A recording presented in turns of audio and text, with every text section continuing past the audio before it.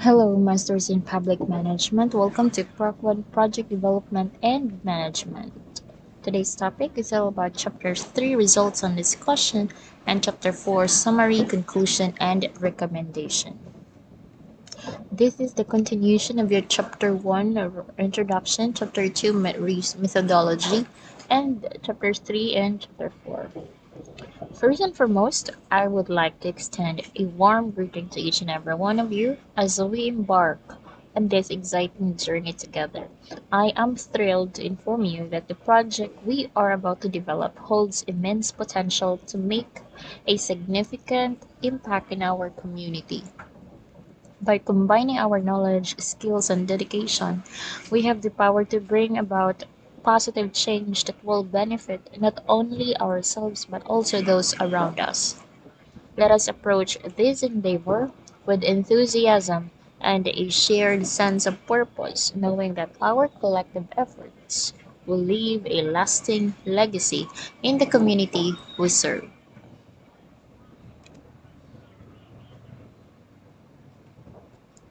And I would like to remind you that to listen carefully and attentively. For attendance, type in your complete name in the comment box or below the video plus the hashtag title of your proposed project and make a screenshot. Save it. Make sure to have your attention in the discussion because there will be questions that you need to answer. Questions may appear in the beginning, middle, or end of the discussion. After typing and casting your answer in the comment box, make sure to have a screenshot. Screenshots will be attached to our Microsoft Teams GC group community as your proof of attending and watching the online discussion. Again, send the screenshots in our Microsoft Teams group community. If you have queries, just send a message in our group community in the Microsoft Teams. After listening to this discussion, your group may start crafting the documents for chapter 3 and 4 while you are doing while you are crafting your proposed project. Also, as part of this week's activity is the printing of your proposed project. After I'm going to check it, I will give a signal to the groups to print the proposed project. Okay, now let's have the discussion proper of chapter 3 and chapter 4. Chapter 3 Results and Discussion. In this section, you should be clear, concise, and logically structure your presentation. Start with a brief introduction that outlines the purpose of the section and provides an overview of what the reader can expect. You can also mention the research questions or hypothesis you're addressing. Also, here you're going to appropriately use visuals like tables, graphs, or figures to clearly illustrate your findings or the results of and the interpretation of the data. So be sure to follow the guidelines. You have to going to describe the data, explain what the data represents and how it was collected, provide context, connect your results to the research questions or hypothesis. Be objective. Report your findings without bias or interpretation. Discuss the results. In this part, you should interpret and analyze your findings, addressing the following aspects. What are those aspects? And by the way, do not forget to make a screenshot on this part because this is very important. Discuss the results with the following aspects in terms of significance. You have to explain the significance of the results, how they relate to your research questions.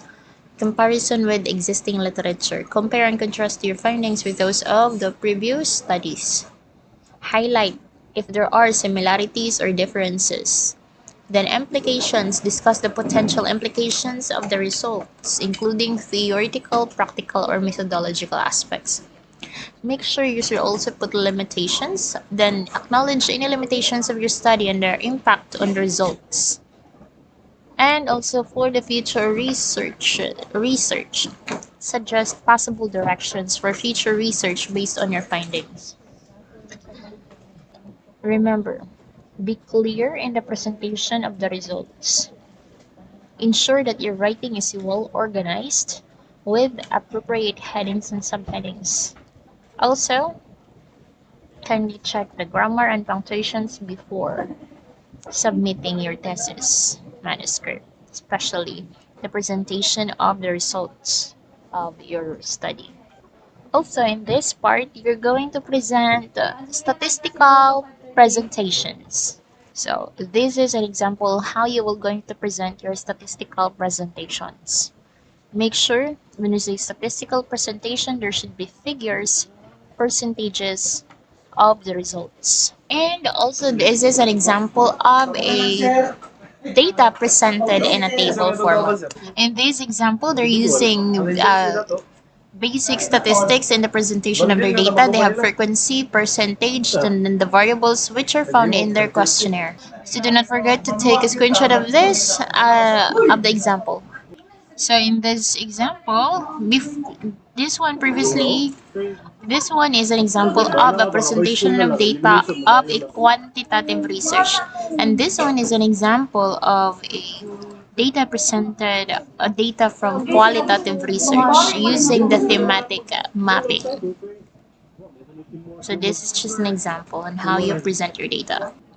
Now let's have the chapter 4, the summary, conclusion, and recommendations. In this section, the primary findings of the research are recapitulated in this portion. So the key conclusions drawn from the study are highlighted. Recommendations are based on the insights gained are proposed. And in this section, not only provides a comprehensive overview of the research, but also offers guidance for future research and practical applications.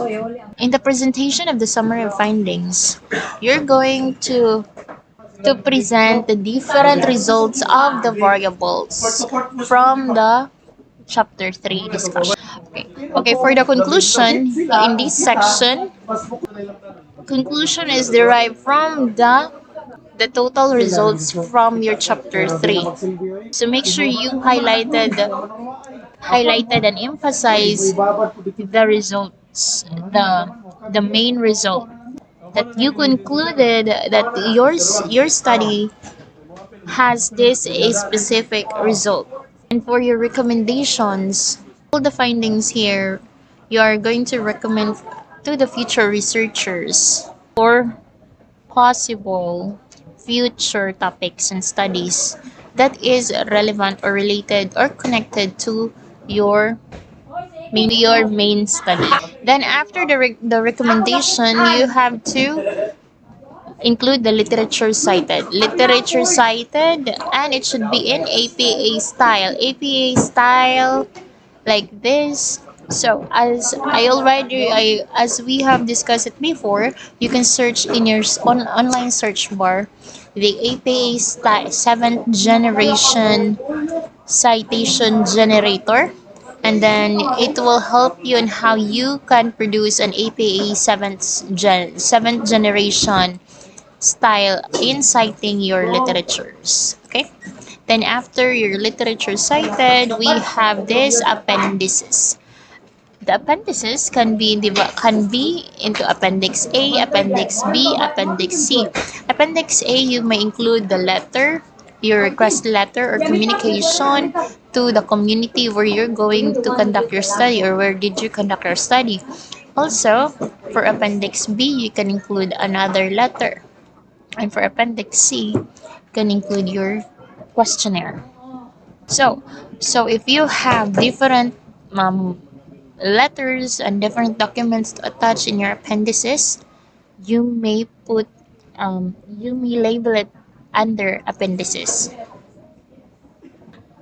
And after appendices, you may include your curriculum vitae. So all the members should include curriculum vitae as part of your identification.